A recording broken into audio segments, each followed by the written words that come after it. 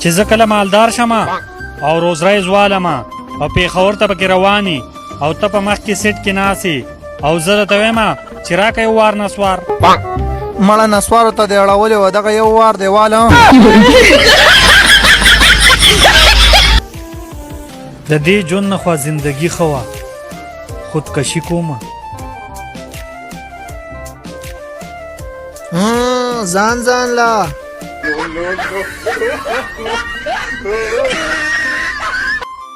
ظالمانو مرګ ته مې نه پرېږدئ څه چلو شو په دې کې ما ځان ته زهر اچولي وو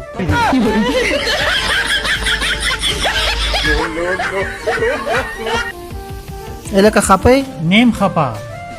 خپې مړه یاره نیمه خپه خپې مړه سپینه خوله به ورکړمه اشنا په ما کلی جنګ دی بیا بس زړه دې یخ شو نه اوس هم خپې